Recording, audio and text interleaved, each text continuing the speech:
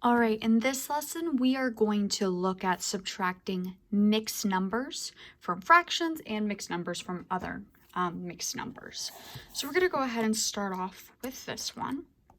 I have 10 and 5/6 minus 4/6. And I'm going to see what that equals to. So just like with addition, I'm going to start off with my whole numbers. So 10 take away nothing gives me 10. So now I can look at the fractions. 5/6 take away 4/6. Well, that's pretty simple. That's just 1/6. There we go. That one's done. Why don't you go ahead and try one like this on your own? So I have 3 and 3/4 take away 1/4. Go ahead and try that. All right, so what we're looking at is taking the whole numbers away first. 3 take away 0 gives me 3. 3/4 take away 1/4. Well, that gives me 2/4. Ta-da! All done there. All right, now those are nice and dandy, but we don't always get lucky and they don't always look like that. So sometimes they look a little bit more like this. So I have 8 and 3/8 take away 6/8. So now in this one, these ones, this numerator was bigger than this numerator. In this case, this numerator is bigger than this numerator. So because there is a smaller number that is a larger number is being taken away from a smaller number, we have to do a little bit of reorganizing over on this side so that that'll actually work. So here is how I suggest you reorganize. So I have 8 here. This can be broken down into 7 and 8/8, right? So I have 7 and another whole, which is going to be 1, but I've broken it down into a fraction. So, but I also have 3/8 here. All right? So 8/8 plus 3/8. So that turns this into 7 and 11/8. 7 and 11/8 take away 6/8. So you see what I did? I just took my 8 and I broke it down into whole numbers, and I just pulled out one whole and turned it into a fraction so that I could add those fractions onto it. And 7 and 11/8 is the same exact number as 8 and 3/8. It just looks different. So they are equivalent. So now I can subtract much more easily. Subtract my whole numbers. 7 take away 0 gives me 7. 11/8 take away 6/8 gives me 5/8. And I have 7 and 5/8 as my answer. Okay? So all you have to do is take your first whole number and split it into the whole and then turn one of your wholes into a fraction. Okay? So let's go ahead and have you try that on your own, and I will leave that example right there for you to see. So I have 9 and 3/5 take away 4/5. Go ahead and try that on your own.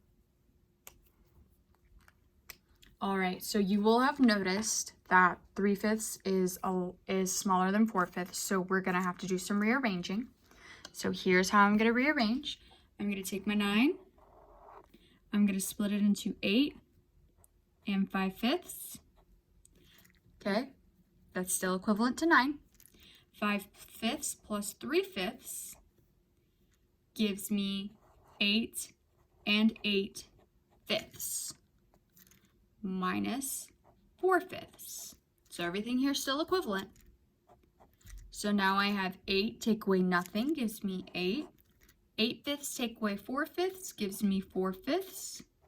So I have 8 and 4/5 as my final answer. There we go. All right, so you will definitely see problems like this, but sometimes you will see problems where there are two mixed numbers that you are subtracting. So that's basically the same concept. It's just instead of subtracting like 5 take away 0, you're taking 5 take away a number. So let me show you what that looks like. So I've got 10 and 1/5 take away 1 and 3/5. So same idea here. I see that this 1/5 is smaller than this 3/5, so there's no way that can be subtracted on its own. So I'm going to go ahead and take this 10, I'm going to turn it into 9 and 5/5. I'm going to add that 1/5. So now I have 9 and 6/5 take away 1 and 3/5. So the only difference is now there's actually something to subtract here. So 9 take away 1 gives me 8. 6/5 takes away 3/5 gives me 3/5. And that's all there is to it. 8 and 3/5. Okay, so I'm going to go ahead and give you 2 more to practice on your own, and then we will scooch on. So here is 4 and 2/3 take away 2 and 1/3. Go ahead and try that on your own. All right, so you may have noticed on this one, 2/3 is actually bigger than 1/3, so I don't have to do any of that fancy schmancy stuff. I can just simply do 4 take away 2 gives me 2, 2/3 take away 1/3 gives me 1/3, and I get 2 and 1/3. So sometimes it is easy like that, but sometimes it's not. So here's your last problem that you're going to practice.